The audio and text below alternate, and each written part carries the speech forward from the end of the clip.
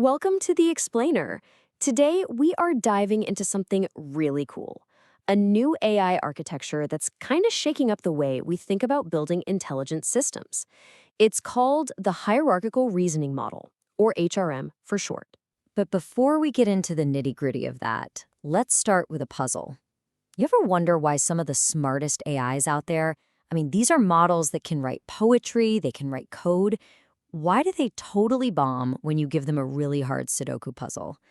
The answer to that, well, it points to a pretty surprising weakness right at the core of modern AI. So to really get why that happens, we've got to look at how a model like, say, ChatGPT actually tries to think its way through a problem, and more importantly, where it just completely hits a brick wall. All right, so let's dig in.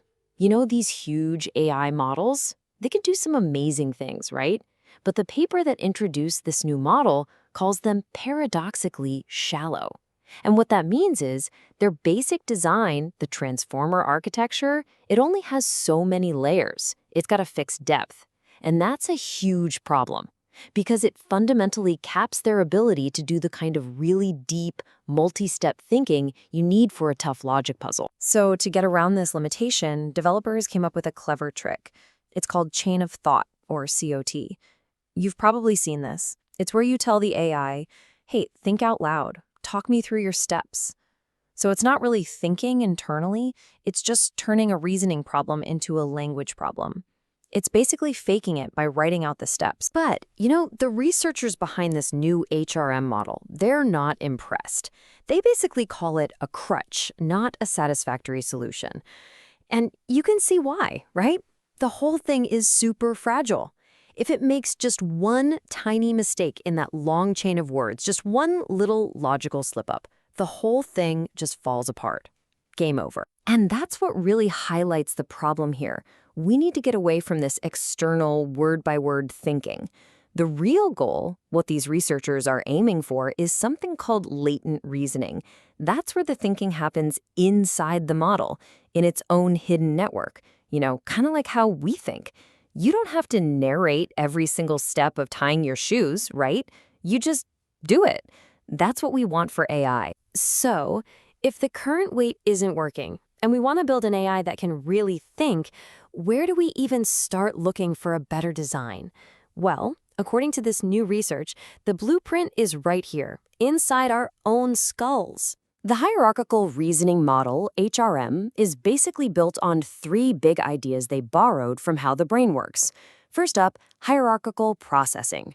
Think about it. Your brain has different parts for big picture plans versus the nitty-gritty details. Second, temporal separation. Some parts of your brain think slow, others think fast. And third, recurrent connectivity. Your brain is full of feedback loops, constantly checking and refining its own work. It's a beautiful system. And these three principles lead to this elegant, simple two-part structure. I love this analogy. Think of it as a manager and a worker. You've got the high-level manager module. Its job is to do the slow, careful, big-picture planning. And then you have the worker module, which is all about speed. It just zips through the detailed calculations to get the job done. Okay, so a manager and a worker. Sounds neat, but how does this team up actually work inside the hierarchical reasoning model? Let's take a look. The process is actually fascinating. The paper calls it hierarchical convergence, and it works in these back and forth cycles. First, the slow manager sets a high-level goal, like, okay, let's figure out this section of the maze. Then the super fast worker module gets to work, running a bunch of quick calculations to try and solve that piece of the puzzle. When it's done, it reports back to the manager. The manager looks at the results and says, great, now based on that, here's our next goal. It's a constant feedback loop. And this is the secret sauce.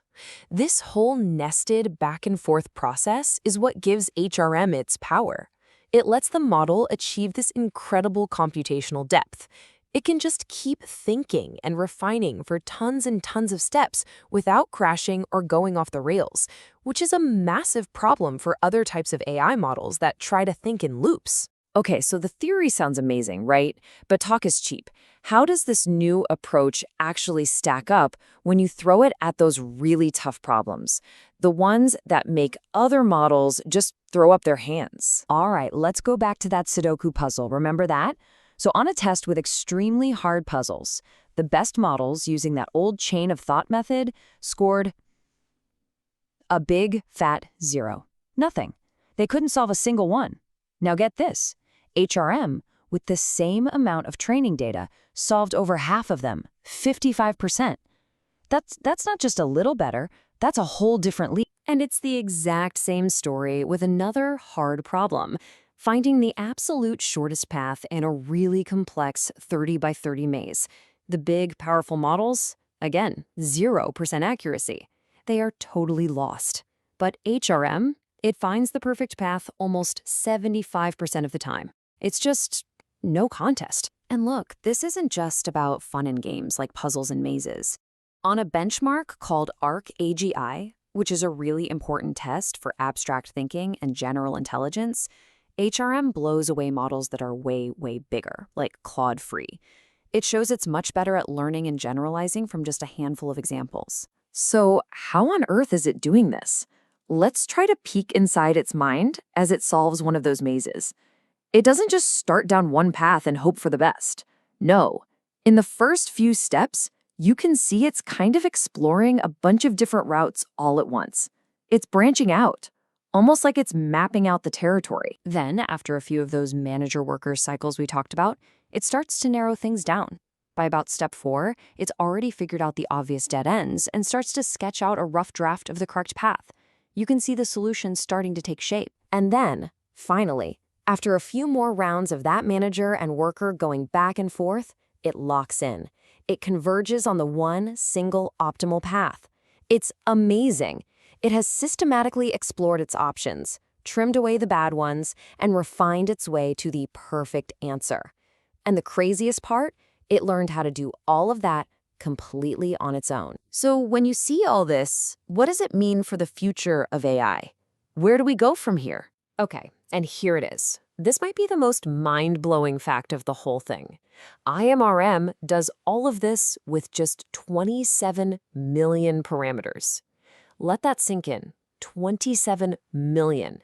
That is a tiny, tiny fraction of the hundreds of billions of parameters in the giant models we use today. This isn't about being bigger. It's about being built smarter. What this shows us is that there might be a whole new path forward for AI. HRM proves that you can build models that are way more efficient. It learned from just 1,000 examples. They're way more capable, solving problems that other models can't even touch.